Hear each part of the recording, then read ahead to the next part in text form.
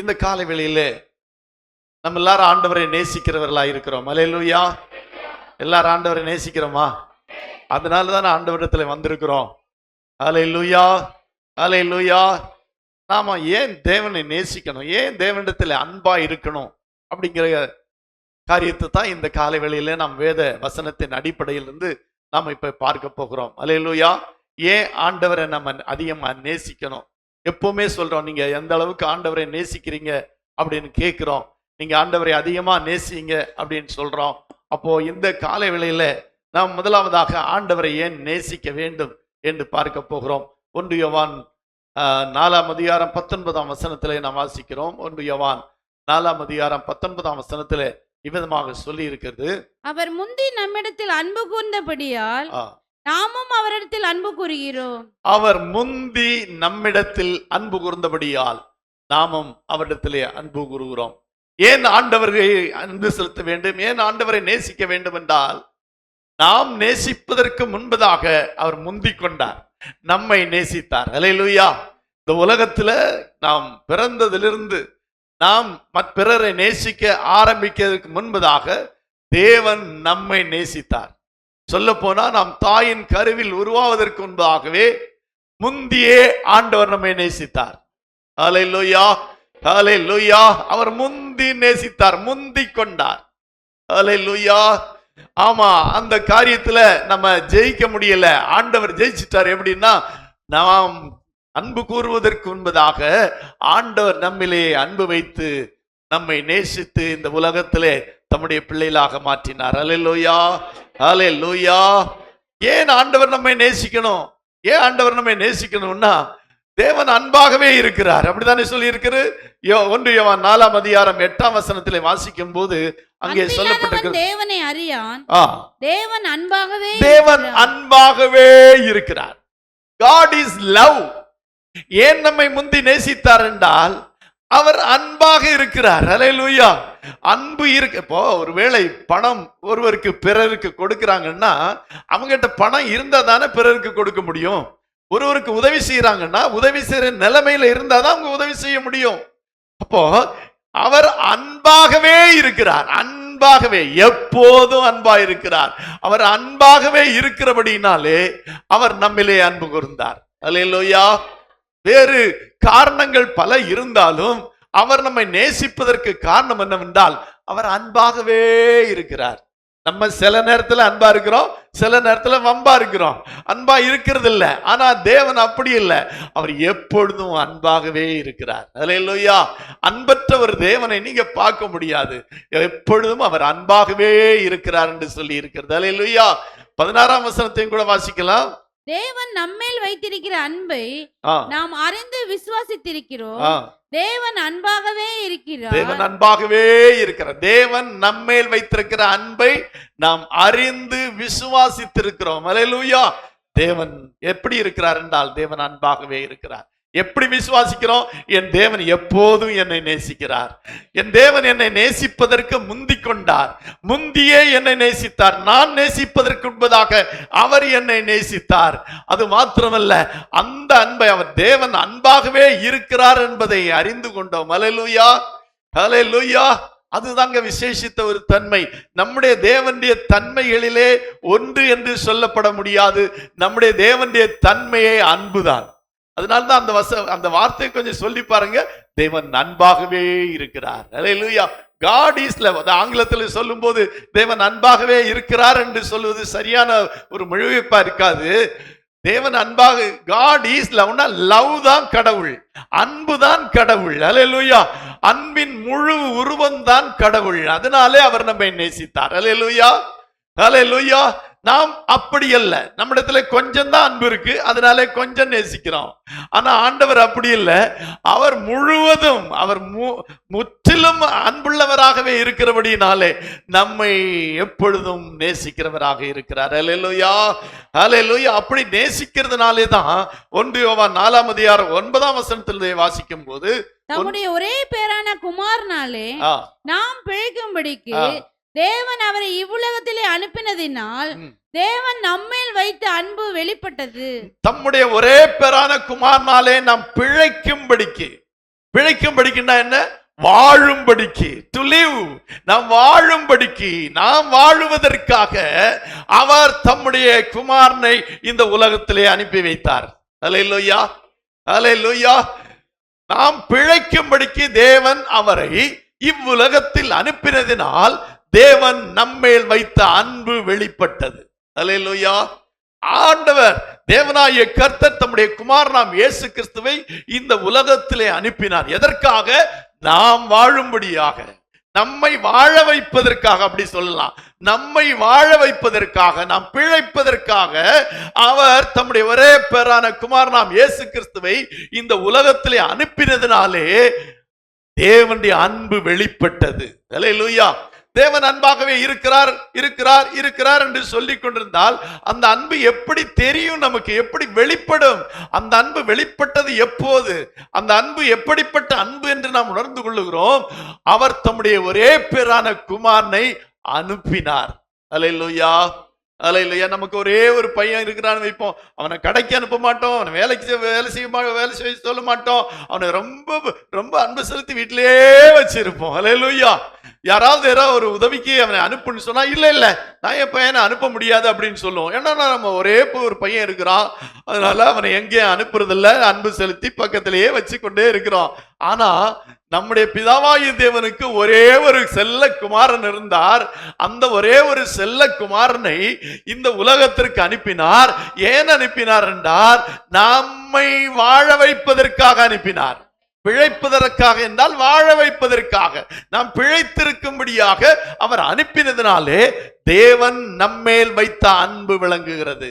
அல்லேலூயா, அல்லேலூயா.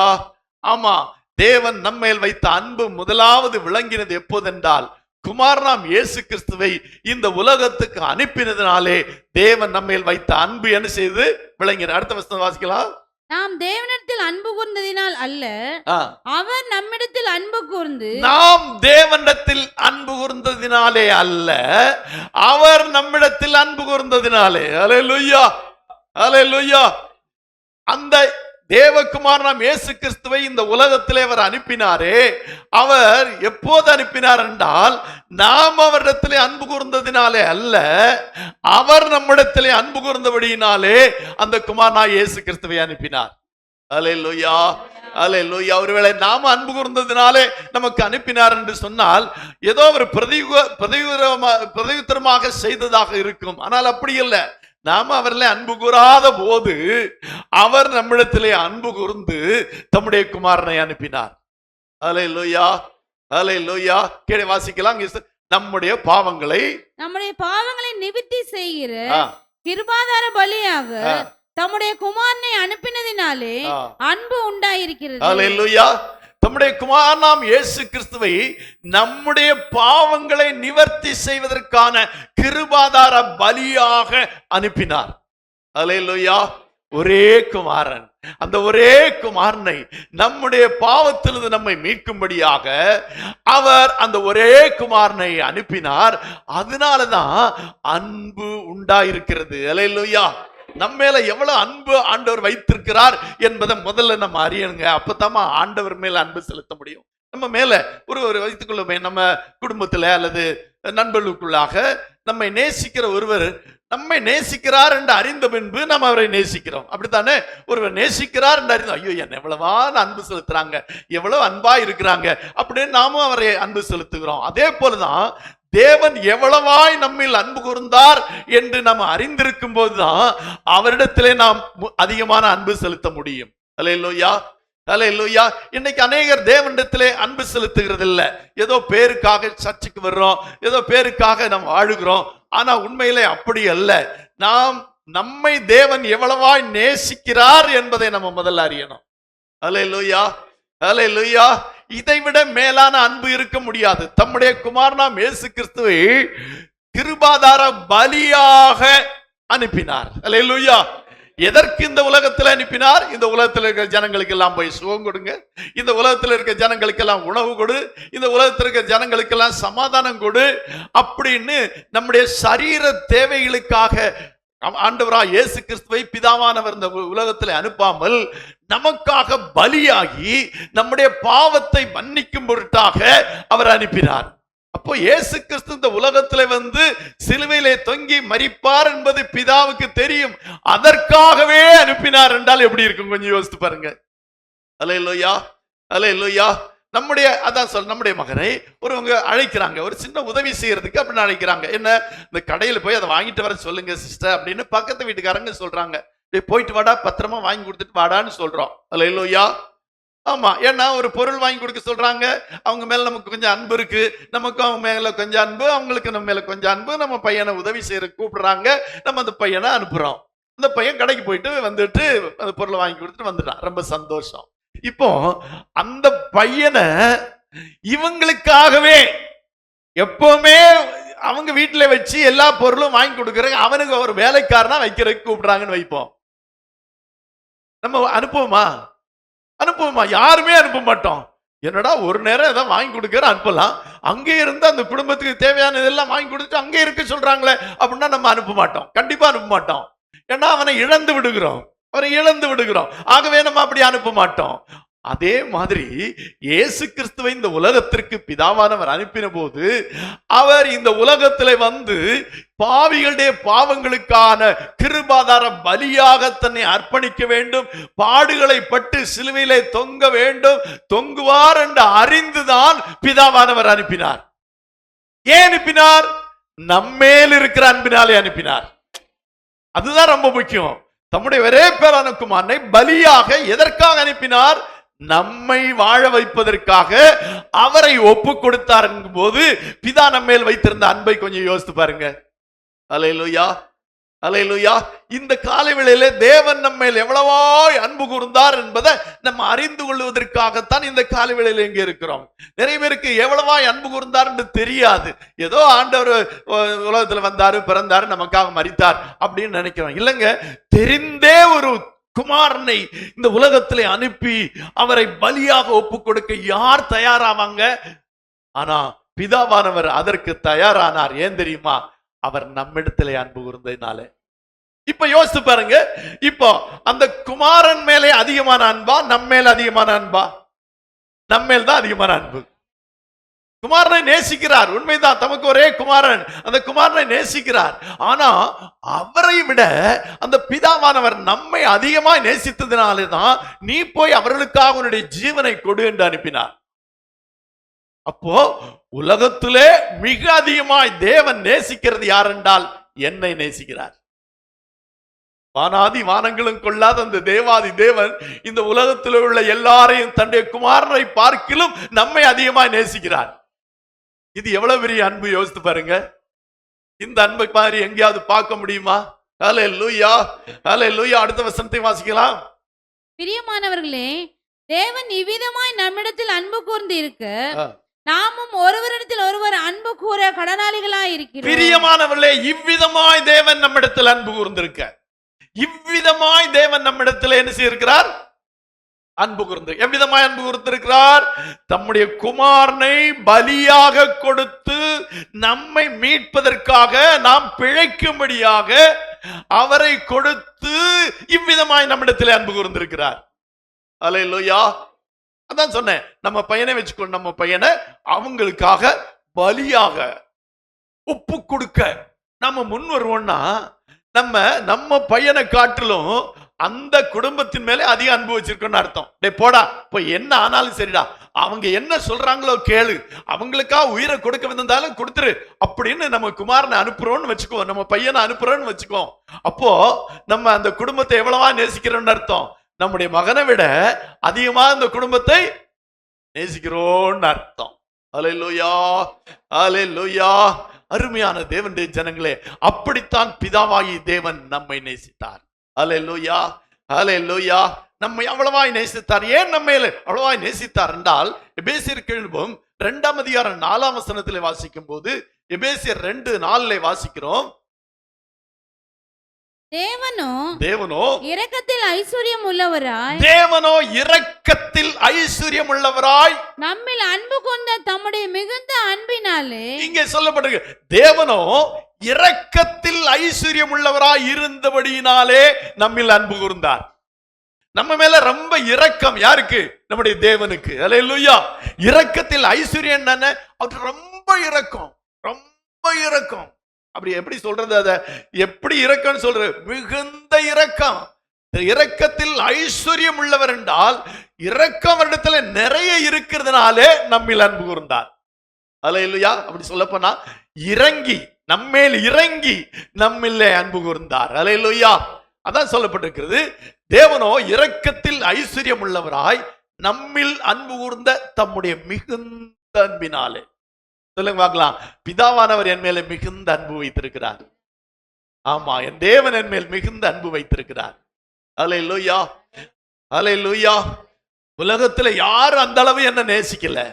இந்த உலகத்துல யாரும் என்னை அவ்வளவாய் நேசிக்கல. என் மேல் அவ்வளவு அன்பு சொல்லப்பட்டிருக்கு.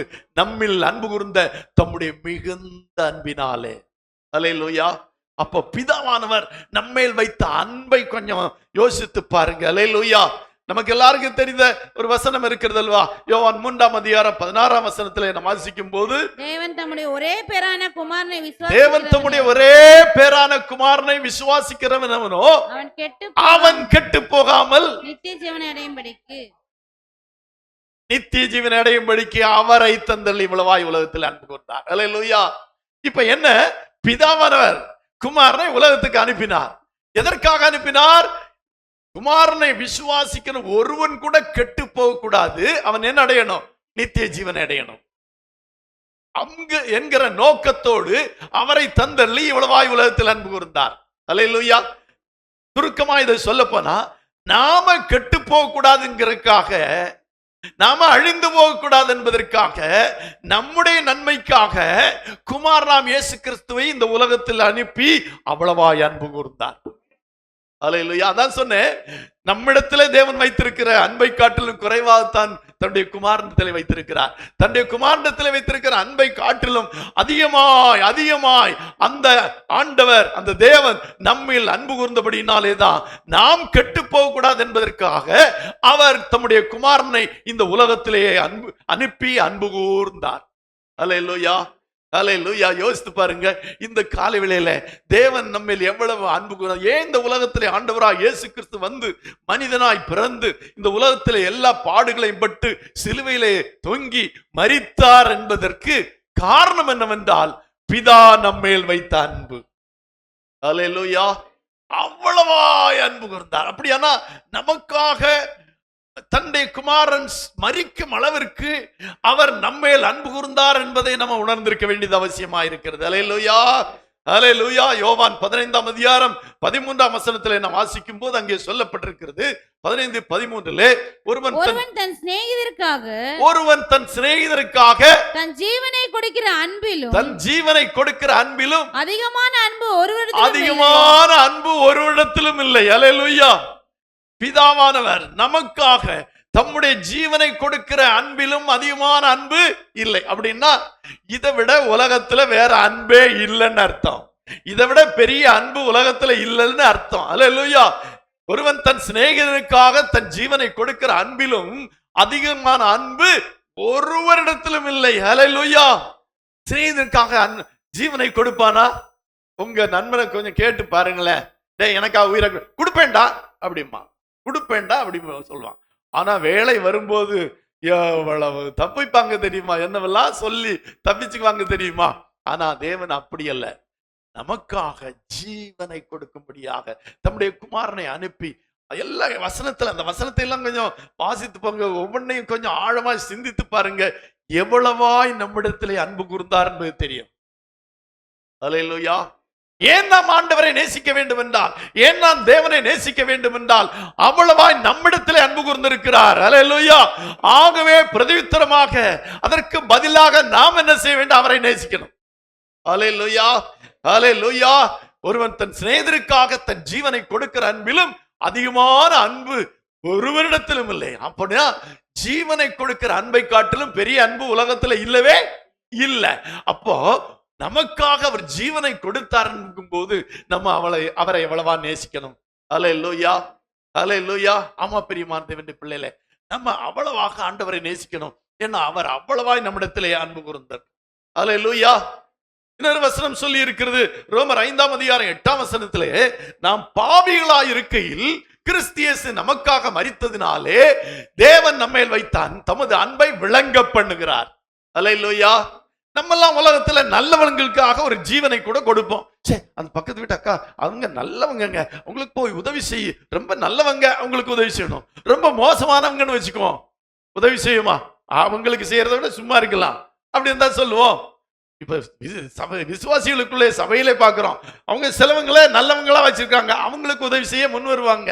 சிலவங்கள மோசமானவங்களா நினைச்சிருக்காங்க, அவங்களுக்கு உதவி செய்யவே மாட்டாங்க. அல்லேலூயா. ஆனா தேவன் பாருங்க, நாம் பாவிகளா இருக்கையில் கிறிஸ்து நமக்காக மரித்ததினாலே தேவன் நம்மேல் வைத்த அன்பை விளங்க பண்ணுகிறார். அல்லேலூயா.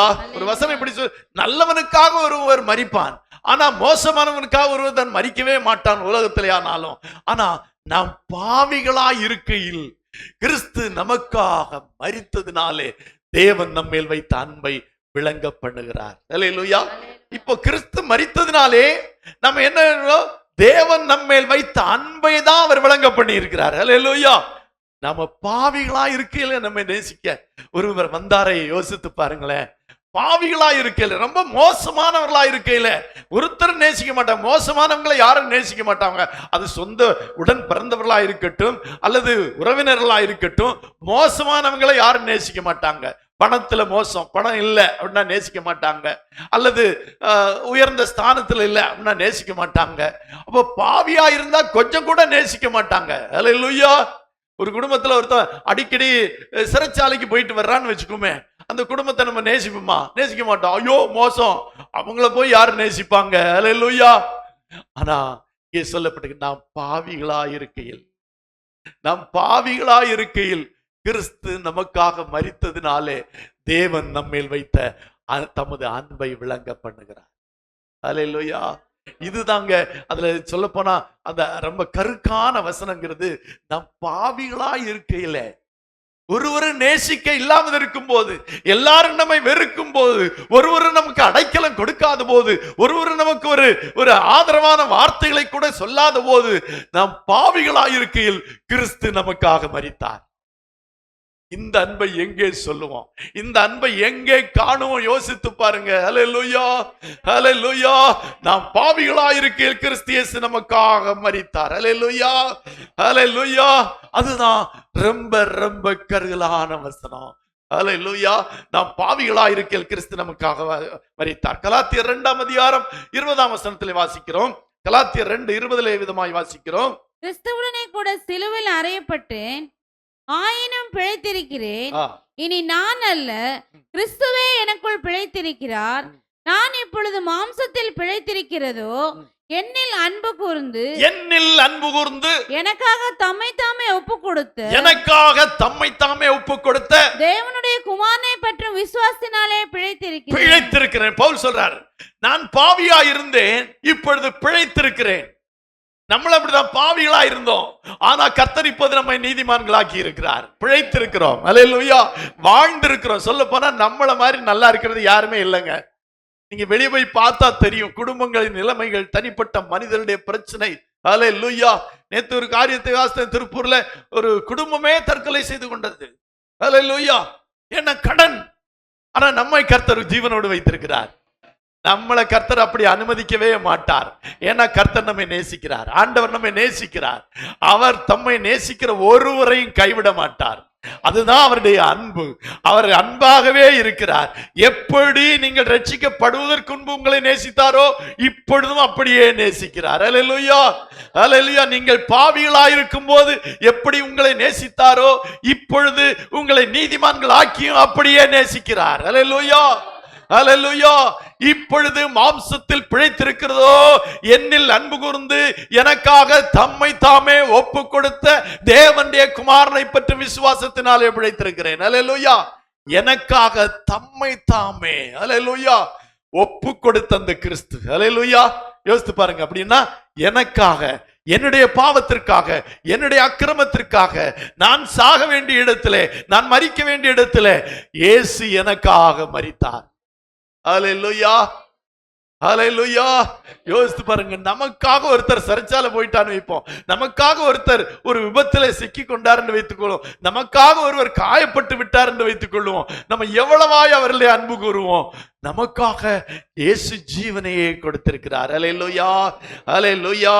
ஆமா பிரியமான தேவனுடைய பிள்ளைகளே, அந்த இயேசு நமக்காக தம்மை தாமே ஒப்பு கொடுத்தார். வெளிப்படுத்தின விசேஷம் 1ஆம் அதிகாரம் 6ஆம் வசனத்திலே வாசிக்கிறோம். வெளிப்படுத்தல் 1:6 சொல்லப்பட்டிருக்கிறது. கழுவி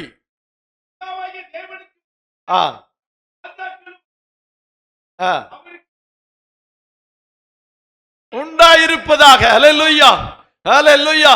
நம்முடைய பாவங்களற கழுவினார், அப்படிதானே? இப்பொழுது நம்ம பாவமற்றவர்களாய் இருக்கிறோம், பாவிகள் அல்ல. நாம் இப்பொழுது தேவனுடைய வார்த்தையின்படியாக நீதிமான்கள். ஹல்லேலூயா. நம்மை கழுவி, நம்முடைய பாவங்களை கழுவி, நம்மை சுத்திகரித்து தேவனுக்கு முன்பாக நம்மை ராஜாக்களாகவும் ஆசாரியர்களுமாக வைத்திருக்கிறாரே, அதற்கு காரணம் என்ன? அதான் முதல்ல சொல்லி இருக்கிறது, நம்மிடத்தில் அன்பு கூர்ந்து. ஹல்லேலூயா. நம்மிடத்தில் அன்பு கூர்ந்து நம்முடைய பாவங்களை கழுவினார். கழுவினது மாத்திரமல்ல, தேவனுக்கு முன்பாக நம்மை ராஜாக்களும் ஆசாரியர்களுமாக மாற்றினார். அதற்கு காரணம் நம்மிடத்தில் அன்பு கூர்ந்து. ஹல்லேலூயா, ஹல்லேலூயா. அப்போ பிதாவாகிய தேவனும் குமாரனாகிய இயேசு கிறிஸ்துவும் நம்மிலே அன்பு கூர்ந்திருக்கிறார்கள். ஹல்லேலூயா. அன்பு கூர்ந்து தாங்க நம்ம ரட்சித்தார், அன்பு கூர்ந்து தாங்க, அவருடைய அன்பு தாங்க தன்னுடைய ஜீவனையே கொடுக்க முன் வந்தது. ஹல்லேலூயா. எவ்வளவு பெரிய காரியம் பாருங்க. ஹல்லேலூயா. எபேசியர் 2ஆம் அதிகாரம் 4-5 வசனங்கள் விதமாய் சொல்லி இருக்கிறது. தேவனோ இரக்கத்தில் ஐஸ்வர்யம் உள்ளவராய், தேவனோ இரக்கத்தில் ஐஸ்வர்யம் உள்ளவராய் நம்மில் அன்பு கொண்ட தம்முடைய மிகுந்த அன்பினால். ஆமா, இத வாசித்தோம். தேவனோ இரக்கத்தில் ஐஸ்வர்யம் உள்ளவராய் நம்மில் அன்பு கூர்ந்த தம்முடைய மிகுந்த அன்பினாலே. அடுத்த வசனத்தை வாசிக்கலாம். அக்கிரமங்களில் மரித்தவர்களாய் அக்கிரமங்களில் மரித்தவர்களாய் இருந்த நம்மை கிறிஸ்துவுடனே கூட உயிர்ப்பித்தார். எதனாலே நம்மை உயிர்ப்பித்தார்? அன்பினாலே. ஹல்லேலூயா, ஹல்லேலூயா. அக்கிரமங்களிலும் பாவங்களிலும் மரித்தவர்களாயிருந்த பாவிகளாயிருந்த நம்மை அவர் கழுவி சுத்திகரித்து எங்கே நிறுத்தினார்? தேவனுக்கு முன்பாக நிறுத்தினார். அதனால தாங்க ரட்சிக்கப்பட்டோம். நாம ரட்சிக்கப்பட்டோம்னு சொல்றோமே, இங்க ஆவிக்குரிய சபையில இருக்கிற எல்லார்ட்டையும் கேட்டா, நீங்க ரட்சிக்கப்பட்டீங்களான்னு கேட்டா, ஆமா ரட்சிக்கப்பட்டோம்னு சொல்லுவாங்க. ஹல்லேலூயா. எப்படி ரட்சிக்கப்பட்டார்கள்? ஏன் ரட்சிக்கப்பட்டார்கள்? குமாரனாம் இயேசு கிறிஸ்துடைய அன்பினாலே ரட்சிக்கப்பட்டோம். ஹல்லேலூயா. தம்முடைய அன்பினாலே நமக்காக கல்வாரி சிலுவையிலே பலியாக தம்மை ஒப்பு கொடுத்து அவருடைய இரத்தத்தினாலே நாம் கழுவப்பட்டு இன்றைக்கு நீதிமான்களாக இருக்கிறோம். ஹல்லேலூயா. அது எவ்வளவு பெரிய அன்பு, கொஞ்சம் யோசித்து பாருங்க. நமக்காக கல்வாரி சிலுவை அத்தனை பாடுகள். கடந்த வாரம் பாடணும், எனக்கு பெரிய ஏமாற்றமாக இருந்தது. அந்த பாடலை பாடும்போது நான் நினைச்சேன், கொஞ்சம் பேர் துண்டெல்லாம் நனைஞ்சு போயிடும், நம்ம புது துண்டு வாங்கி கொடுக்கணும், அந்த அளவுக்கு கண்ணீர் விடுவாங்கன்னு நினைச்சேன். ஹல்லேலூயா. அங்க நல்லா சிரிச்சிட்டு உட்கார்ந்து, இயேசு எனக்காக மரித்தாரா. ஆமா, சந்தோஷம்தான், ஒரு பக்கம் சந்தோஷம்தான். ஆனா இப்ப நான் என்ன யோசிக்கிறேன்னா, இவங்கெல்லாம் அப்பா அம்மா இறந்தா அழுவாங்களா? அழமாட்டாங்க. அழுதாங்கன்னா அது பொய் அழுகன்னு அர்த்தம்.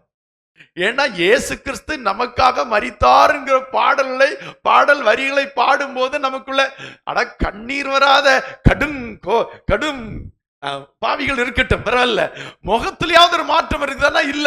அப்படியே நல்லா அப்பதான் ஏதோ கனவு கொண்டு சிரிச்சிட்டு இருக்க மாதிரி இருக்கிறாங்க. ஹல்லேலூயா. யோசித்து பாருங்க, அக்கிரமங்களில் மரித்தவர்களாயிருந்த நம்மை கிறிஸ்துவுடனே கூட உயிர்ப்பித்தார். ஹல்லேலூயா. அதுக்கு மேல 1 யோவான் 3ஆம் அதிகாரம் 1ஆம் வசனத்திலே வாசிக்கிறோம், நாம் தேவனுடைய பிள்ளைகள் என்று அழைக்கப்படுவதனாலே, நாம் தேவனுடைய பிள்ளைகள் என்று அழைக்கப்படுவதனாலே பிதாவானவர் நமக்கு பாராட்டின அன்பு எவ்வளவு பெரிதென்று பாருங்கள். ஹல்லேலூயா. இது அதை விட சூப்பருங்க. வானத்தையும் பூமியையும் உண்டாக்கின சர்வ வல்லமையுடைய தேவனுடைய பிள்ளைகள் என்று அழைக்கப்படுகிறோம். ஹல்லேலூயா. சாதாரணமான மனுஷனுடைய பிள்ளைகள் அல்ல, ஒரு கலெக்டருடைய பிள்ளை அல்ல, ஒரு நீதிபதியுடைய பிள்ளை அல்ல, ஒரு போலீஸ் அதிகாரியுடைய பிள்ளை அல்ல, ஒரு சீஃப் மினிஸ்டருடைய பிள்ளை அல்ல, ஒரு பிரைம் மினிஸ்டருடைய பிள்ளை அல்ல. வானத்தையும் பூமியையும் அண்ட சராசரத்தையும் உண்டாக்கின தேவனுடைய பிள்ளைகள் என்று அழைக்கப்படுவது எதனாலே என்றால் நமக்கு பாராட்டின அன்பு. அல்லேலூயா. இன்னைக்கு தைரியமா சொல்றோம், நான் ஆண்டவருடைய பிள்ளை, இயேசுவுடைய பிள்ளை என்று சொல்லுகிறோமே, அது எப்படி நடந்தது? நாம் தேவனுடைய பிள்ளைகள் என்று அழைக்கப்படுவதனாலே பிதாவானவர் நமக்கு பாராட்டின அன்பு எவ்வளவு பெரிதென்று பாருங்கள். அல்லேலூயா. அது சூப்பர். அல்லேலூயா. இன்னைக்கு நம்ம தேவனுடைய பிள்ளைகள் என்று சொல்லுகிறோம், அழைக்கப்படுகிறோம் அப்படின்னா அதுக்கு காரணம் பிதாவானவர் நம்ம மேல் வைத்த அன்பு. அல்லேலூயா. இல்லாட்டி சொல்ல முடியாது. உலகத்திலே பல கடவுள்கள் இருக்கிறதாக சொல்லுகிறார்கள், பல கடவுள்களை வணங்குகிறார்கள், அவெல்லாம் கடவுளுடைய பக்தர்கள் தான். ஆனால் நாம் மட்டும்தான் தேவனுடைய பிள்ளைகள். அதுதாங்க தேவனுடைய, இந்த கிறிஸ்தவத்திற்கும் தேவனுடைய பிள்ளைகளா இருப்பதற்கு ஒரு பெரிய ஸ்லாக்கியம் என்னவென்றால், நாம தேவனுடைய பிள்ளைகள். நாம வேலைக்காரர்கள் அல்ல, தேவனுடைய வேலைக்காரர்கள் அல்ல, தேவனுடைய பக்தர்கள் அல்ல, இன்னும் தேவனுடைய அப்படியெல்லாம் இல்லை, நாம அவருடைய பிள்ளைகள். அல்லேலூயா. அல்லேலூயா. அதுக்கு காரணம் சொல்லப்பட்டிருக்கிறது, நாம் தேவனுடைய பிள்ளைகள் என்று அழைக்கப்படுவதனாலே பிதாவானவர் நமக்கு பாராட்டின அன்பு எவ்வளவு பெரிதென்று பாருங்கள். அல்லேலூயா. அல்லேலூயா. யோசித்து பாருங்களேன். நம்ம போய் சீஃப் மினிஸ்டர், இப்போ சர்ச்சில் பல பேர் என்ன அப்பான்னு கூப்பிடுறாங்க, டாடின்னு எல்லாம் கூப்பிடுறாங்க. நீங்க போய் சீஃப் மினிஸ்டர் அப்பா அப்படின்னு கூப்பிடுங்க. ஆச்சு உனக்கு அப்படிம்பாங்க. அப்பாவா, டேடியா அப்படிம்பாங்க. கூப்பிட முடியாது. அல்லேலூயா. என்ன ஒரு சீஃப் மினிஸ்டர், பிரைம் மினிஸ்டர். அல்லேலூயா. ஆனா அண்ட சராசரத்தை உண்டாக்கின, அகிலத்தையும் ஆண்டு கொண்டிருக்கிற தேவாதி தேவனுடைய பிள்ளைகள் என்று அழைக்கப்படுவதனாலே தேவன் நமக்கு பாராட்டின அன்பு எவ்வளவு பெரிதென்று பாருங்கள். இதுக்கு கிடைக்க கூடாத ஒரு சிலாக்கியங்க. இது சாதாரணமாய் கிடைக்கக்கூடிய சிலாக்கியம் இல்ல, மிகப்பெரிய ஒரு சிலாக்கியம். தேவாதி தேவனுடைய பிள்ளைகள் என்று அழைக்கப்படுவது. அல்லேலூயா. அது எதனாலே வந்தது? தேவன் நம்மேல் பாராட்டின அன்பு. நமக்கு பாராட்டின அன்பு எவ்வளவு பெரிதென்று பாருங்கள். பவுல் அருமையாக இருக்கிறார், யோவான் அருமையாக இருக்கிறார். நம் தேவனுடைய பிள்ளைகள் என்று அழைக்கப்படுவதனாலே தேவனானவர் பிதாவானவர் நமக்கு பாராட்டின அன்பு எவ்வளவு பெரிதென்று பாருங்கள். அல்லேலூயா. அல்லேலூயா. நீங்க அப்படி நினைக்கிறீங்களா? ஆமாங்க, நம்மெல்லாம் ஒன்றுக்கும் தகுதியற்றவள். நம்ம சில வேளையில் நம்ம அப்பா கூட சொல்லுவாங்க, நீ இனிமே நான் அப்பான்னு கூப்பிடாத. ஒரு சண்டை வந்துச்சு, ஒரு பிரச்சனை வந்துச்சுன்னா இனிமே என்ன அப்பான்னு கூப்பிடாத அப்படின்னு எல்லாம் சொல்லியிருப்பாங்க. அல்லேலூயா. ஆனா வானத்தையும் பூமியை உண்டாக்கின தேவாதி தேவன் பாவிகளா இருந்த நம்மை தம்முடைய பிள்ளைகளாக ஏற்றுக்கொண்டாரே. தம்முடைய பிள்ளைகள் என்று அழைக்கப்படுகிறோமே, அதுதான் தேவன் நம்ம மேல் வைத்த அன்பு. அல்லேலூயா. இந்த அன்புக்கு ஈடாக, இந்த அன்பை போல அன்பு நீங்கள் எங்கேயும் பார்க்க முடியாது. உலகத்திலே நம்முடைய தேவனை மட்டும்தான் அப்பா பிதாவே என்று அழைக்கும் சுதந்திரம் நமக்கு கிடைத்திருக்கிறது. வேறு ஒரு ஜாதிக்கும் ஒரு மதத்திற்கும் அது கொடுக்கப்படவில்லை. நமக்கு மட்டும்தான் அப்பா பிதாவே என்று அழைக்கும் புத்திர சுவீகாரம் கொடுக்கப்பட்டிருக்கிறது. இது எவ்வளவு பெரிய அன்பு. அல்லேலூயா. அப்படி என்றால் அவர் நம்மை ஏற்றுக்கொண்டிருக்கிறார். அல்லேலூயா. யோவான் 1:12 வாசிக்கும் போது அங்கே சொல்லப்பட்டிருக்கிறது. யோவான் 1:12 வாசிக்கிறோம். அவருடைய நாமத்தின் மேல் விசுவாசம் உள்ளவர்களாய் அவரை ஏற்றுக்கொண்டவள் எத்தனை பேர்களோ அத்தனை பேரும் அவருடைய பிள்ளைகளா இருக்கும்படியாய் அதிகாரம் கொடுத்தார். அல்லேலூயா. அல்லேலூயா. அதிகாரத்தை கொடுத்துட்டாருங்க. சும்மா நாம கூப்பிட்டு அதிகாரம் இல்லாம கூப்பிடல, அதிகாரம் இல்லாமல் கூப்பிடல. அவர் நமக்கு அதிகாரம் கொடுத்ததினாலே நாம் அப்பா பிதாவே என்று அழைக்கிறோம். இது எவ்வளவு பெரிய அன்பு, கொஞ்சம் யோசித்து பாருங்க. அல்லேலூயா. அல்லேலூயா. ஆமா, அவருடைய நாமத்தின் மேல் விசுவாசம் உள்ளவர்களாய் அவரை ஏற்றுக்கொண்டவர் எத்தனை பேர்களோ, அது 10 கோடியோ 100 கோடியோ 1000 கோடியோ எத்தனை பேர்களோ அத்தனை பேர்களும் தம்முடைய பிள்ளைகளாகும்படியான அதிகாரம் கொடுத்தார். அதுதாங்க தேவனுடைய அன்பு. அல்லேலூயா. அல்லேலூயா. உங்க அப்பா எப்பவாவது உங்க மேல கோபப்பட்டார்னா சொல்லுங்க, எனக்கு கோபப்படாத ஒரு அப்பா இருக்கிறார். அல்லேலூயா. என்னை நேசிக்கிற ஒரு அப்பா இருக்கிறார். என்னுடைய பாவத்திலும் என்னை நேசிக்கிற ஒரு அப்பா இருக்கிறார். என்னுடைய தாழ்மையில என்னை நேசிக்கிற ஒரு தகப்பன் இருக்கிறார். அல்லேலூயா. அல்லேலூயா. அப்போ இந்த அப்பா என்று அழைக்கிற ஒரு புத்திர சுவீகாரமே நமக்கு ஒரு பெரிய கிருபை. அல்லேலூயா. ஒரு பெரிய பலன். அல்லேலூயா. அல்லேலூயா. 1 யோவான் 3ஆம் அதிகாரம் 16ஆம் வசனத்திலே வாசிக்கிறோம். அவர் தம்முடைய ஜீவனை நமக்காக கொடுத்ததினாலே, அவர் தம்முடைய ஜீவனை நமக்காக கொடுத்ததினாலே அன்பு இன்னதென்று அன்பு இன்னதென்று அறிந்திருக்கிறோம். அன்பு இன்னது. அன்புன்னா என்ன? அல்லேலூயா.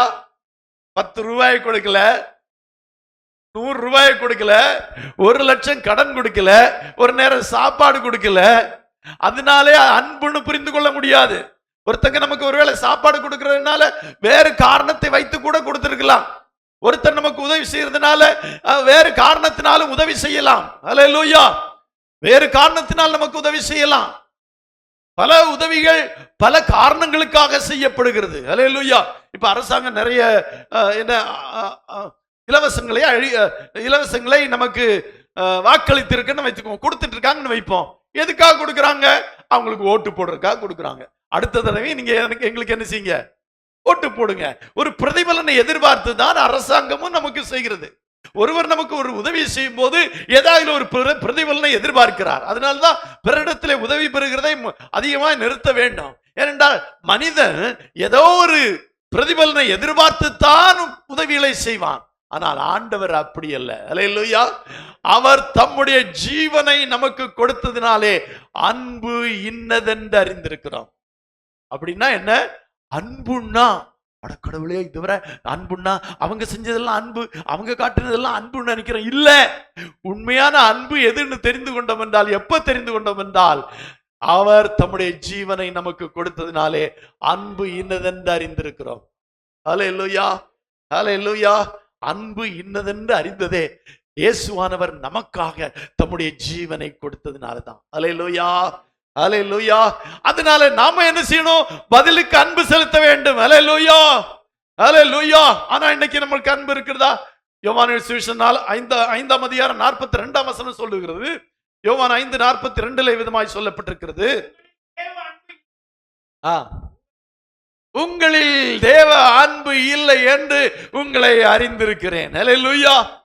பவுல் எழுதுறார், யோவான் எழுதுறாரு, உங்களில் தேவ அன்பு இல்லை என்று உங்களை அறிந்திருக்கிறேன். உங்களிடத்தில் தேவ அன்பு இருக்கிறதா? கொஞ்சம் யோசித்து பாருங்க. தேவ அன்பு என்றால் தேவன் காட்டுகிற அன்பு. உங்களிடத்தில் தேவ அன்பு, தேவனை குறித்த அன்பு, தேவனிடத்தில் அன்பு உங்களுக்கு இருக்கிறதா? இங்க யோவான் சொல்றாரு உங்களிடத்தில் இல்லை என்கிறார். நீங்க எல்லாரும் சொல்லுங்க, இல்ல இல்லை யோவானே, எங்களுக்கு இருக்கிறது. யோவான் எப்படி சொல்றாரு? அதெல்லாம் பொய்ன்னு சொல்லுங்க பார்க்கலாம். இல்ல, எனக்கு அன்பு இருக்கிறது, தேவ அன்பு என்னுடைய உள்ளத்துல இருக்கிறது. எத்தனை பேர் சொல்ல முடியும்? யோசித்து பாருங்க. ஆனா நாம பிரதிபலனாக ஆண்டவர் நம்மிடத்தில் எதிர்பார்க்கிறதும் அன்புதான், வேற ஒண்ணு எதிர்பார்க்கலங்க. அன்பை கொடுத்துட்டு அன்பை எதிர்பார்க்கிறார். தப்பா? அது தப்பா? எங்க நம்ம ஒருத்தருக்கு 10,000 ரூபாய் கடன் கொடுத்தோம்னா 10,000 ரூபாய் எதிர்பார்ப்போம், அப்படித்தானே? ஒரு பொருளை கடனாக கொடுத்திருக்கிறோம் அப்படின்னா அந்த பொருளை திரும்ப எதிர்பார்ப்போம், அப்படித்தானே எதிர்பார்ப்போம்? கொடுத்த பொருளை திரும்ப தருவார் என்று எதிர்பார்ப்போம். ஆண்டவர் அப்படிதான் நம்மிடத்திலே அன்பு கூர்ந்து அவர் பிரதிபலனாக நம்மிடத்தில் அன்பை தான் எதிர்பார்க்கிறார். அல்லேலூயா. உபாமத்தின் புஸ்தகம் 12ஆம் அதிகாரம் 13ஆம் வசனத்திலே சொல்லப்பட்டிருக்கிறது. உபாமத்தின் புஸ்தகம் 12ஆம் அதிகாரம் 13ஆம் வசனம்.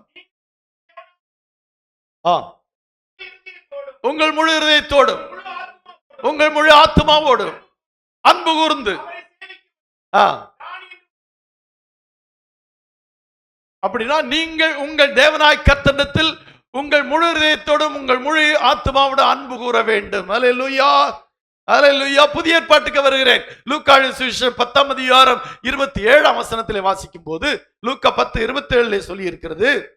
அவர் பிரதியுத்தரமாக, உன் தேவனாகிய கர்த்தரிடத்தில் உன் முழு இதயத்தோடும் முழு முழு ஆத்மாவோடும் முழு பலத்தோடும் உன் முழு சிந்தையோடு அன்பு கூர்ந்து உன்னிடத்தில் அன்பு கூர்வது போல. அது அப்புறம் பார்க்கலாம், அது அடுத்த சப்ஜெக்ட்.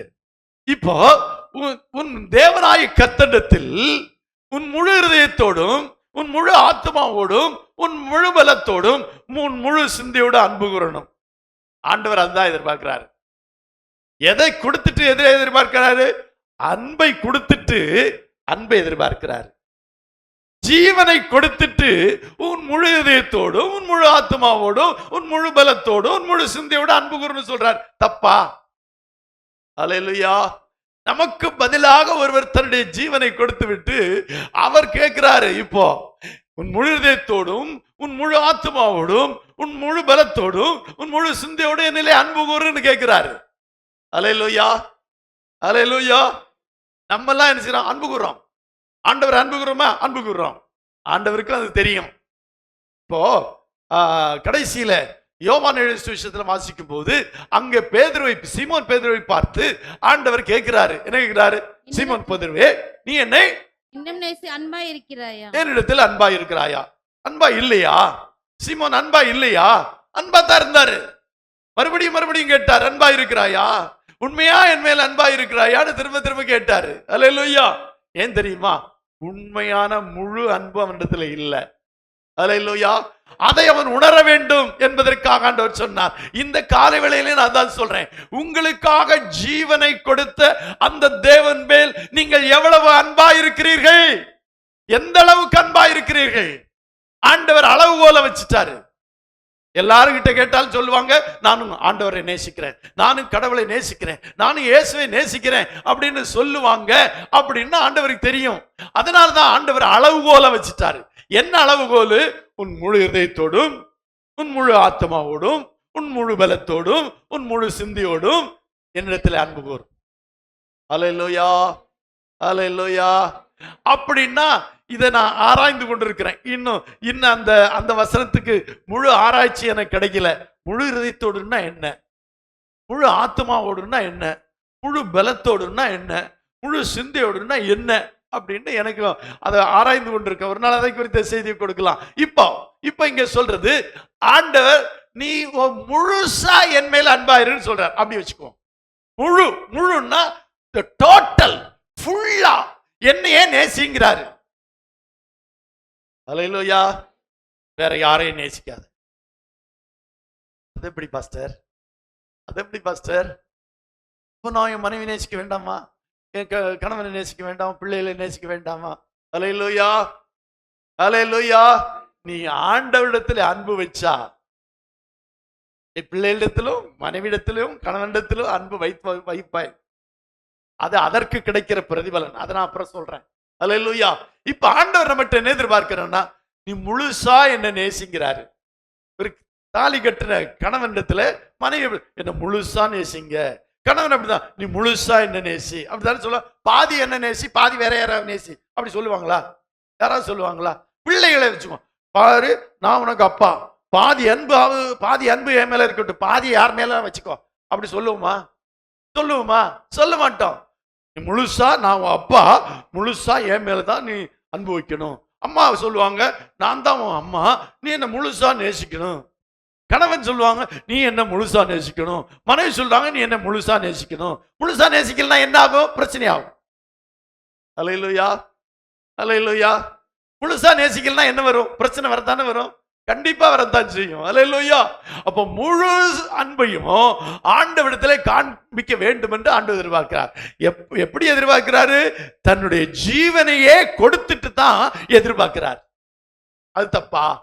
அது தப்பா? யோசித்து பாருங்களேன். ஒண்ணுமே கொடுக்காம என்ன நேசின்னா யாரும் நேசிப்பாங்க?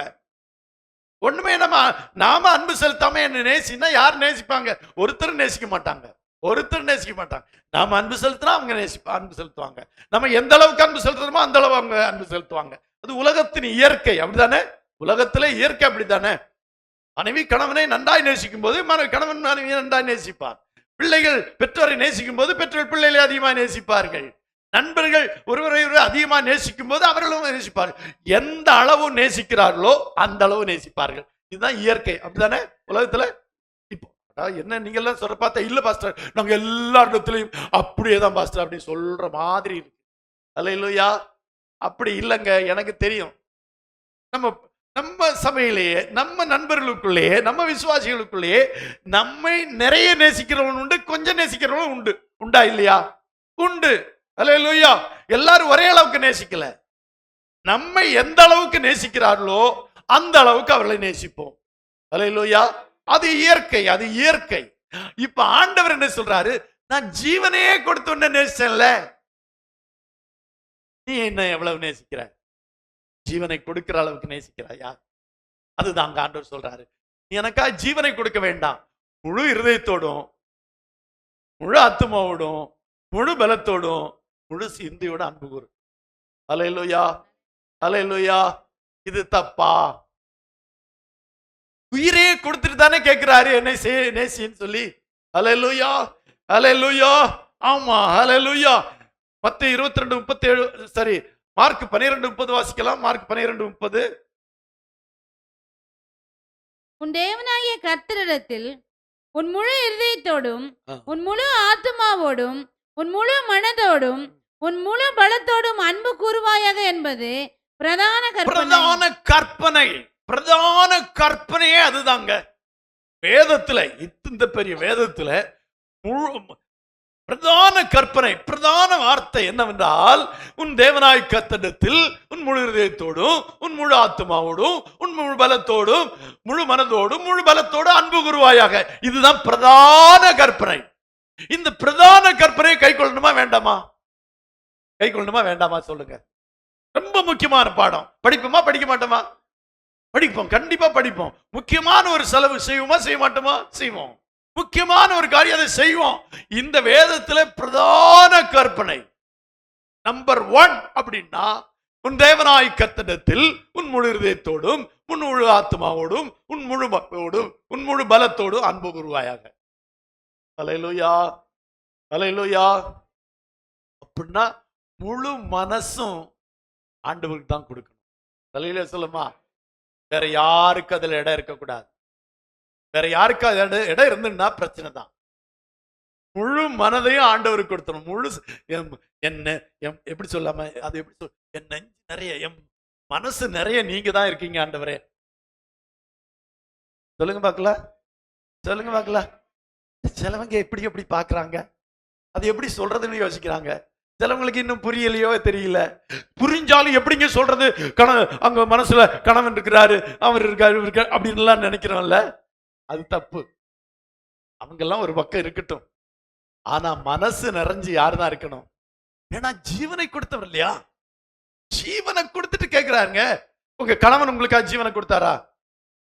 கொடுக்கல. எனக்கு நல்ல ஞாபகம் இருக்கிற மனைவிக்கு ஆஸ்பத்திரியில இருந்த போது பிளட் கேட்டாங்க. நண்பர்லாம் வந்து பிளட் கொடுத்தாங்க. ஒரு டைம்ல ஏன் நம்மளே கொடுக்க கூடாதுன்னு பக்கத்து நாங்களே உள்ள பார்த்துட்டு இருந்தவங்களே கொடுக்கலான்னு. அப்ப அவங்க அக்காவுடைய பிளட் வந்து குரூப் என்னாச்சு, மேட்ச் ஆச்சு. மேட்ச் ஆச்சு உடனே ஓகே, நாளை காலையில் கொடுக்க வேண்டிய பிளட் யார் கொடுக்குறாங்க? பாஸ்டர்மாவுடைய அக்கா கொடுக்குறாங்க அப்படின்னு முடிவாயிருச்சு. அப்போ சரின்னு சொல்லி பிளட் எடுக்க கூட்டிட்டு போறாங்க. கூட்டிட்டு போன ஹை ஃபீவர் ஆயிடுச்சு. ஐயோ, ஹை ஃபீவர் இருந்தா என்ன எடுக்க மாட்டாங்க, அன்னைக்கு அனுப்பிட்டாங்க. சரி, இன்னைக்கு கொடுக்க வேண்டாம், நாளைக்கு கொடுத்துக்கலாம்.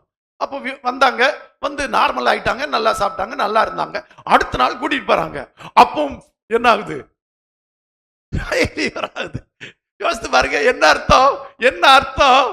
ஏதோ ஒரு பயம், ஏதோ ஒரு காரியம், ஏதோ ஒரு காரியம் உங்களுக்குள்ள வந்து அந்த ஃபீவர் ஹை ஆயிடுது, டெம்பரேச்சர் ஹை ஆயிடுது. எங்க ஒரு பாட்டில் ரத்தத்திற்கு உங்க டெம்பரேச்சர் ஹை ஆச்சுன்னா ஜீவனை கொடுக்கணும்னா எப்படிங்க முடியும்? பாருங்க, இதுதாங்க உலக அன்பு, இதுதான் உலகம், இதுதான் உலகம். ஆனா ஆண்டவர் நமக்காக ஜீவனை கொடுத்தார். அவர் நமக்காக எதையும் பார்க்காம நம் பாவிகளா இருந்த போது நமக்காக ஜீவனை கொடுத்தார். அல்லேலூயா, அல்லேலூயா. ஆகவே அந்த ஆண்டவரை நம்ம முழு இதயத்தோடு நேசிக்கணும். அல்லேலூயா. இப்ப நம்ம அப்படி அவரிடத்துல அன்பு கூர்ந்தால் நமக்கு என்ன கிடைக்கும்? அதை மட்டும் நான் சொல்லி முடிக்க விரும்புகிறேன். அப்படி நம்ம ஆண்டவரிடத்துல அன்பு கூர்ந்தா நமக்கு என்ன கிடைக்கும்? மத்தேயு சுவிசேஷம் 22ஆம் அதிகாரம் 37ஆம் வசனத்தை வாசிக்கலாம். மத்தேயு சுவிசேஷம் 22ஆம் அதிகாரம் 37ஆம் வசனம். அவனை நோக்கி, உன் தேவனாகிய கர்த்தரிடத்தில் உன் முழு இதயத்தோடும் உன் முழு ஆத்துமாவோடும் உன் முழு மனதோடும் அன்பு கூறுவாயாக. இது முதலாம் பிரதான கற்பனை. இது முதலாம் பிரதான கற்பனை என்றார். இந்த முதலாவது பிரதான கற்பனையை நம்முடைய வாழ்க்கையில கை கொள்ளும் போது நமக்கு என்ன நடக்கும் என்று சொல்லப்பட்டிருக்கிறது. ரோமர் 8ஆம் அதிகாரம் 28ஆம் வசனத்தை வாசிக்கலாம். ரோமர் 8:28. அன்றியும் ஆ. அவருடைய தீர்மானத்தின்படி அழைக்கப்பட்டவர்களாய் ஆ. தேவனிடத்தில் அன்பு கூறுகிறவர்களுக்கு தேவனிடத்தில் அன்பு கூறுகிறவர்களுக்கு சகலமும் நன்மைக்கு சகலமும் நன்மைக்கு எதுவாக நடக்கும். அல்லேலூயா, அல்லேலூயா. இப்படி தேவனிடத்திலே அன்பு கூறுவோமாகில், அப்படி தேவனிடத்தில் அன்பு கூறுகிறவர்களுக்கு சகலமும் நன்மைக்கு ஏதுவாக நடக்கும். அதுதான் நம்ம எதிர்பார்க்கிறோம். எல்லாம் நன்மையா நடக்கணும், எல்லாம் நன்மைக்கு எதுவாக நடக்கணும் அப்படின்னு நம்ம எல்லாரும் எதிர்பார்க்கிறோம். அது நடக்கணும்னா நம்ம தேவனிடத்திலே அன்பு கூறணும். தேவனிடத்தில் அன்பு கூறுகிறவர்களுக்கு சகலமும் நன்மைக்கு ஏதுவாக நடக்கிறது என்று அறிந்திருக்கிறோம். அல்லேலூயா. இது ரொம்ப முக்கியமானது.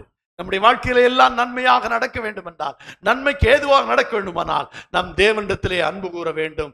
1 கொரிந்தியர் 2ஆம் அதிகாரம் 9ஆம் வசனத்திலே சொல்லி இருக்கிறார், தமிழத்தில் எழுதியிருக்கிறபடி தேவன் தம்மில் அன்பு கூறுகிறவர்களுக்கு ஆயத்தம் பண்ணினவைகளை கண் காணவும் இல்லை, காது கேட்கவும் இல்லை, அவைகள் மனுஷனுடைய இருதயத்தில் தோன்றவும் இல்லை. அல்லேலூயா.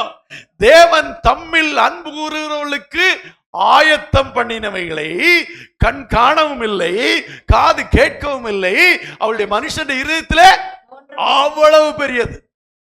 அல்லேலூயா. தம்மிடத்தில் அன்பு கூறுவர்களுக்கு அப்படியாக தேவன் செய்கிறார். அல்லேலூயா. அவர்களுக்காக தேவன் ஆயத்தம் பண்ணி இருக்கிறதுக்கு கணக்கே இல்லை, எண்ணி முடியாதது, நினைத்து கூட பார்க்க முடியாது, கேள்விப்பட்டதே இல்லை, நினைச்சு கூட பார்க்கலன்னு சொல்றோம்ல. ஆண்டவர் இப்படி செய்வார் நான் நினைச்சு கூட பார்க்கலன்னு சொல்றோம்ல. ஆமா, நம்ம தேவனிடத்தில் அன்பு கூர்ந்தோம் என்றால் நாம் நினைக்காத, நாம் எண்ணி கூட பார்க்காத, நாம் கேட்டிராத மேன்மையான காரியங்களை கர்த்தர் நமக்காக ஆயத்தம் பண்ணி இருக்கிறார். அல்லேலூயா, அல்லேலூயா, அல்லேலூயா. யாத்ராகமத்தின் புத்தகம் 20ஆம் அதிகாரம் 6ஆம் வசனத்திலே சொல்லப்பட்டிருக்கிறார், அவர்களுக்கு நான் 1000 தலைமுறை வரைக்கும் இரக்கம் செய்வேன். வாசிக்கலாமே. என்னிடத்தில் அன்பு கூர்ந்து என் கற்பனைகளை கைக்கொள்ளுகிறவர்களுக்கு 1000 தலைமுறை மட்டும் இரக்கம் 1000 தலைமுறை மட்டும் இரக்கம் செய்கிறவராய் இருக்கிறேன். அல்லேலூயா, அல்லேலூயா. என்னிடத்திலே அன்பு கூர்ந்தால் நான் உன்னுடைய சந்ததிகளுக்கு 1000 தலைமுறைகளுக்கு இரக்கம் பாராட்டுவேன். அல்லேலூயா, அல்லேலூயா. 1000 தலைமுறை வரைக்கும் ஆண்டவர் நமக்கு இரக்கம் செய்வார். என்ன செய்யணும்? அதுக்கு ஆண்டவரிலே அன்பு கூறணும். முழு இருதயத்தோடும், முழு ஆத்மாவோடும், முழு பலத்தோடும் ஆண்டவரிலே அன்பு கூறுங்க. ஆண்டவர் உங்களுடைய சந்ததிகளுக்கு 1000 தலைமுறைக்கு இரக்கம் செய்வார். அல்லேலூயா, அல்லேலூயா.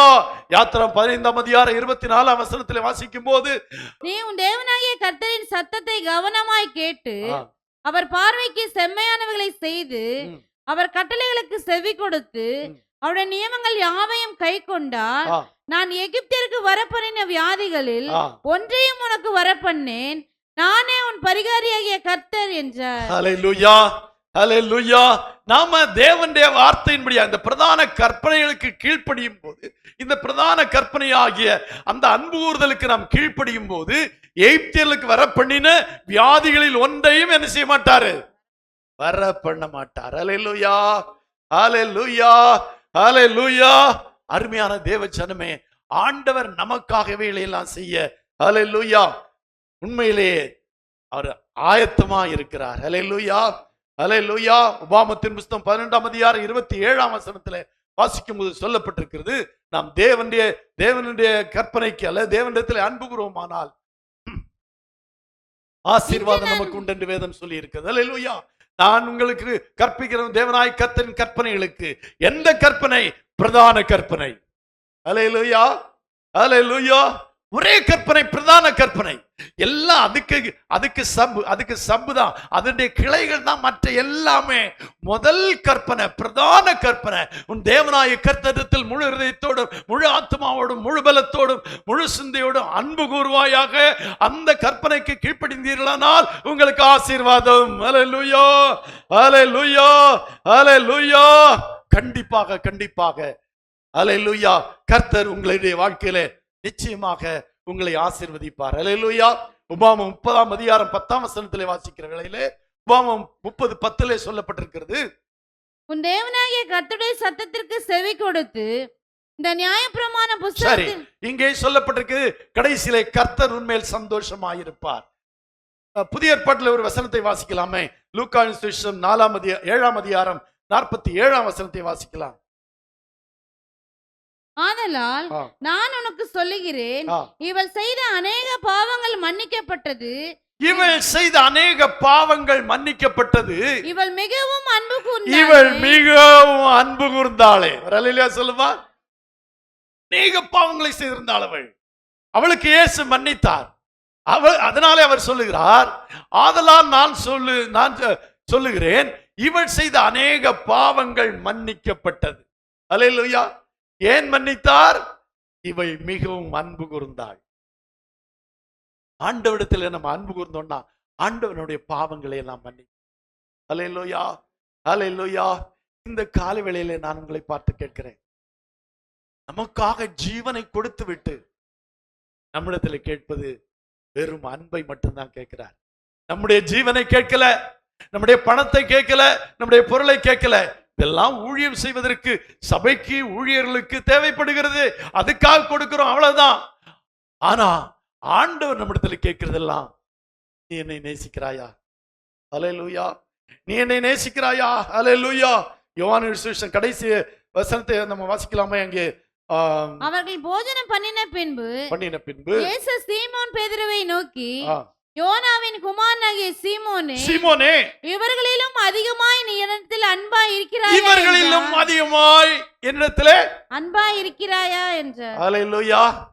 இவர்களிலும் அதிகமாய் என்னிடத்திலே அன்பாய் இருக்கிறாயா? எவ்வாறு நீ எல்லாரையும் நேசிக்கிறாய்? இந்த 11 பேரை நேசிக்கிறாய், உன்னுடைய குடும்பத்தை நேசிக்கிறாய், உண்மைதான், வேண்டான்னு சொல்லல. ஆண்டவர் கேட்கிறதெல்லாம், இவர்களிலும் அதிகமாய் என்னை நேசிக்கிறாயா? அப்படின்னா என்ன அர்த்தம்? மற்றவர்களை காட்டிலும் அதிகமாய் ஆண்டவரை நேசிக்க வேண்டும். அதுதான் ஆண்டவர் எதிர்பார்க்கிறார். அல்லேலூயா. மற்றவர்களுக்கு கொடுக்கிற அன்பை போல ஆண்டவருக்கு கொடுத்து பிரயோஜனம் இல்லை. அதை அவர் ஏற்றுக்கொள்ளுகிறதில்லை. அவர் ஏற்றுக்கொள்ளுகிறதெல்லாம் மற்றவர்களை காட்டிலும் அதிகமாய் நாம் ஆண்டவரை நேசிக்கணும். இந்த உலகத்துல அதிகமாய் நீ எதை நேசிக்கிறாய், யாரை நேசிக்கிறாய்னா, என்னை ரட்சித்த ஆண்டவரை, எனக்காக ஜீவன் கொடுத்தவரை நான் மிக அதிகமாய் நேசிக்கிறேன். அங்கதான் நான் அவரைத்தான் முழு இருதயத்தோடும் முழு ஆத்துமாவோடும் முழு பலத்தோடும் அவர்களை தான் அன்பு கூறுகிறேன். அல்லேலூயா. ஆண்டவர் எதிர்பார்த்ததுதான், இவர்களிலும் அதிகமாய் நீ என்னிடத்தில் அன்பாய் இருக்கிறாயா என்றார். அதற்கு அவன் ஆமாண்டவரே. அல்லேலூயா, அல்லேலூயா. ஏன் பின்வாங்கி போன ஸ்திரீக்கு முன்னாக தன்னை மறுதலித்த அந்த பேதனுடைய கையிலே ஆண்டவர் மிகப்பெரிய ஊழியத்தை ஒப்பு கொடுத்தார். முதலாவது பிரசங்கத்திலே 3000 பேர் 5000 பேர் ரட்சிக்கப்பட்டார் என்றால், அவன் எல்லாரிலும் அதிகமாய் அவன் இயேசுவை நேசித்தான். உங்களுடைய வாழ்க்கையிலும் தேவன் எல்லாரை காட்டிலும் உங்களை உயர்த்த வேண்டும், உங்களை ஆசீர்வதிக்க வேண்டுமானால் நீங்கள் எல்லாரை காட்டிலும் இயேசுவை அதிகமாய் நேசி. அல்லேலூயா. ஆண்டவரே, என் இருதயத்துல கொஞ்சம் இடம் இருக்கு ஆண்டவரே, அதுல வந்து உட்காருங்க. No no no no. ஆண்டவரே, இவர்களை போல நான் உண்மை நேசிக்கிறேன் இல்ல, எல்லாரை காட்டிலும் அதிகமாய் நீ என்னை நேசிக்கிறாயா? அதற்கு ஆம் என்று நம்மால் சொல்ல முடியுமா? அல்லேலூயா, அல்லேலூயா, அல்லேலூயா.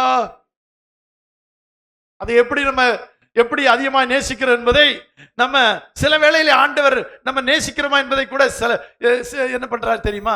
சோதித்து பார்க்கிறார். ஒரு வசனத்தை வாசிக்கலாமே. உபாகமம் 13ஆம் அதிகாரம் 3ஆம் வசனத்திலே சொல்லப்பட்டிருக்கிறது. உபாகமம் 13:3 அந்த தீர்க்கதரிசி ஆகிலும் அந்த சொப்பனக்காரன் ஆகிலும் சொல்லுகிறவரை கேளாதிருப்பீர்களாக, உங்கள் தேவனாகிய கர்த்தரிடத்தில் நீங்கள் உங்கள் முழு இதயத்தோடும், உங்கள் தேவனாகிய கர்த்தரிடத்தில் நீங்கள் முழு இதயத்தோடும் உங்கள் முழு ஆத்துமாவோடும் அன்பு கூறுகிறீர்களோ இல்லையோ என்று அறியும்படிக்கு,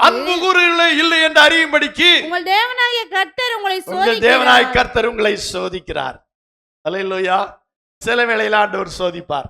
உண்மையிலே இன்னைக்கு உட்கார்ந்து சீமோன் சொன்ன மாதிரி, ஆமா ஆண்டவரே, இவர்களை காட்டில் எல்லாம் நான் உண்மை அதிகமா நேசிக்கிறேன்னு சொல்லிட்டீங்கன்னு வச்சுக்குவோம். ஆண்டவர் ஒரு சோதனை அனுப்புவார். அல்லேலூயா. உண்மைதானா? என் மகன் சொன்னது உண்மைதானா? என் மகன் சொன்னது உண்மைதானா என்று அங்கே சொல்லப்பட்டிருக்கிறது. உன் முழு இதயத்தோடும் உங்கள் முழு ஆத்மாவோடும் அன்பு கூறுல இல்லையோ என்று அறியும்படிக்கு உங்கள் தேவனாய் கர்த்தர் உங்களை சோதிக்கிறார். அல்லேலூயா. யாரை சோதிச்சாரு? அல்லேலூயா. ஆபிரகாமை சோதிச்சாரு. என்ன சொன்னார்? உன் குமாரனும் ஏக புதல்வனும் உன் சொந்த குமாரனும் ஏக புதல்வனுமாகிய ஈசாக்கை எனக்காக பலியிடு என்று சொன்ன. அதுதான் சோதனை. உண்மையிலே இந்த ஆபிரகாம் என்னை முழு இதயத்தோடும் நேசிக்கிறானா,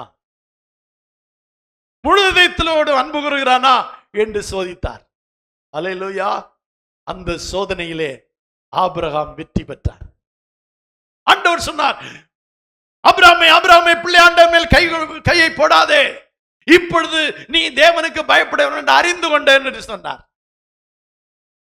சில வேளையில நம்முடைய வாழ்க்கையிலும் நாம் உண்மையிலே தேவனை முழு இதயத்தோடும் முழு ஆத்மாவோடும் முழு பலத்தோடும் அன்பு கூறுகிறோமா என்பதை சோதிப்பார். அந்த நேரத்தில் யோபு சொன்ன மாதிரி சொல்லணும், அவர் என்னை புடமிட்டவன் நான் சுத்த பொன்னாக விளங்குவேன். அவர் என்னை புடமிட்டவன் நான் சுத்த பொன்னாக விளங்குவேன். அல்லேலூயா. ஆமா, நான் அவருக்கு முன்பாக அதை என்ன செய்வேன், காட்டுவேன் என்று சொன்னார். அல்லேலூயா. அல்லேலூயா. அருமையான தேவனுடைய பிள்ளைகளே, இந்த காலை வேளையில இந்த செய்தியின் மூலமாக ஆண்டவர் உங்களிடத்தில் கேட்பதெல்லாம், நான் உனக்காக என்னுடைய ஒரே பேரான குமாரனாய் இயேசு கிறிஸ்துவை அனுப்பி அவரை உலகத்திலே சிலுவையிலே பாடுகளை பட்டு மரித்து அந்த பாடுகளை பட்டு உன்னை ரட்சிப்பதற்காக உன்னை வாழ வைப்பதற்காக நீ பிழைக்கும்படியாக அவரை ஒப்பு கொடுத்தேனே. நீ என்னை நேசிக்கிறாயா? நீ என்னை முழு இதயத்தோடு நேசிக்கிறாயா? முழு ஆத்மாவோடு நேசிக்கிறாயா? முழு பலத்தோடு அன்பு கூறுகிறாயா? அப்படி அன்பு கூர்ந்தார் இங்கே சொல்லப்பட்ட சகல காரியங்கள் 1000 தலைமுறை இரக்கம் செய்வேன், எகிப்திற்கு வரப்பண்ணேன், வியாதிகள் ஒன்றையும் வரப்பண்ணேன். 11 சொல்லப்பட்டிருக்கிறது, உன் தானியத்தை உன் மழையையும் நீ உன் சாப்பிடுகிறதை திருப்தி அடைய செய்வார் என்று சொல்லப்பட்டிருக்கிறது. உன்னை ஆசீர்வதிப்பேன் என்று சொல்லியிருக்கிறார். 30:10 சொல்லப்பட்டிருக்கிறது, உன்மேல் சந்தோஷமாயிருப்பேன் என்று சொல்லியிருக்கிறார். ஆகவே அருமையான தேவனுடைய பிள்ளைகளே, இன்றைக்கு ஒரு தீர்மானம் செய்வோம், எல்லாரை காட்டிலும் நான் அவரை நேசிப்பேன். முழங்காற்படியிடுவோமா?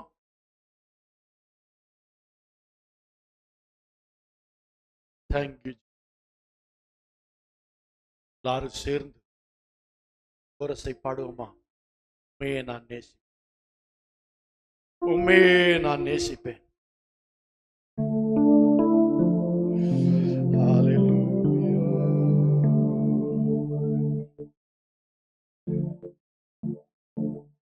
உம்மையே நான் நேசிப்பேன்,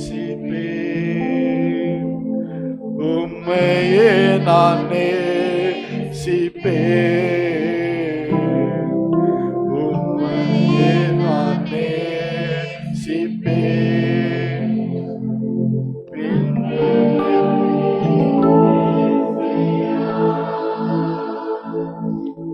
கண்ணீரில் முழங்காலில் பாதையில் நான் நடந்திட்டால், இன்னல் துன்பமே வந்தாலும்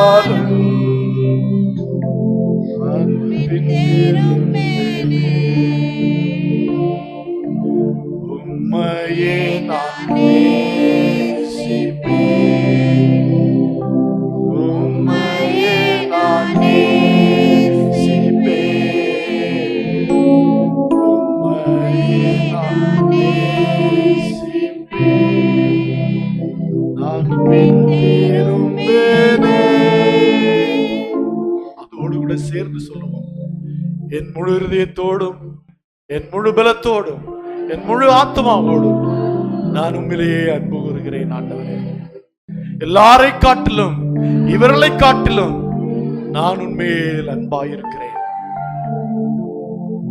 மகா கிருபையும் இரக்கம் நிறைந்த எங்கள் நல்ல ஆண்டவரே, காலை வேளைக்காக நாங்கள் உமக்கு காலை வேளையிலே உம்முடைய அளவில்லாத அன்பை குறித்து சில நிமிடங்கள் மாத்திரம் நாங்கள் அறிந்து கொள்ளும்படியாக எங்களுக்கு உதவி செய்ததற்கு இந்த அன்பை விட்டு நாங்கள் எங்கேயும் போய்விடாதபடி இந்த அன்பிலே நாங்கள் நிலைத்திருக்கத்தக்கதாக ஆண்டவரே, நாங்கள் உம்மை உயிருக்கிறாய் நேசிக்கத்தக்கதாக, எங்கள் ஜீவனை காட்டில் அதிகமாக நேசிக்கத்தக்கதாக, எங்கள் முழு இதயத்தோடுமை நேசிக்கத்தக்கதாக, முழு ஆத்மாவோடுமை நேசிக்கத்தக்கதாக, முழு பலத்தோடுமை நேசிக்கத்தக்கதாக, முழு சிந்தையோடுமை நேசிக்கத்தக்கதாக நீர் எங்களுக்கு உதவி செய்வீராக. ஆமாண்டவரே, ஸ்தோத்திரம். ஆமாண்டவரே, எங்களுக்கு உதவி செய்யும், எங்களை ஆசீர்வதித்தார். அந்த ஒரு பிள்ளைகளுக்கு ஆட்சேபிக்கிறேன், அவருடைய தனிப்பட்ட காரியங்களுக்கு ஆட்சேபிக்கிறேன், அவருடைய வாழ்க்கையின் போராட்டங்களுக்காக, பிரச்சனைகளுக்காக ஜெபிக்கிறேன். எல்லாவற்றுக்கும் நீர் பரிகாரி கர்த்தாவே. உம்மை நேசிக்கும் போது நானே உன் பரிகாரியான கர்த்தர் என்று சொன்னீரேன். எல்லாவற்றுக்கும் பரிகாரம் செய்கிற கர்த்தர், உம்முடைய பிள்ளைகளுக்கு எந்தெந்த காரியத்திலே உம்முடைய உதவி தேவைப்படுகிறதோ, உம்முடைய வல்லமை தேவைப்படுகிறதோ, உம்முடைய வார்த்தை தேவைப்படுகிறதோ, அவைகளை அந்த நேரத்திலே கொடுத்து அவளை உயர்த்தும்படியாக, அவளை விடுவிக்கும்படியாக, அவளை மகிமைப்படுத்தும்படியாக ஜெபிக்கிறேன். ஆண்டவரே, ஸ்தோத்திரிக்கிறோம். உங்களுக்கு சமாதானத்தை சந்தோஷத்தை கட்டளையிடும். உம்முடைய நாமத்தை மகிமைப்படுத்தும். இயேசுவின் மூலம் ஜெபம் கேளும் பிதாவே, ஆமென்.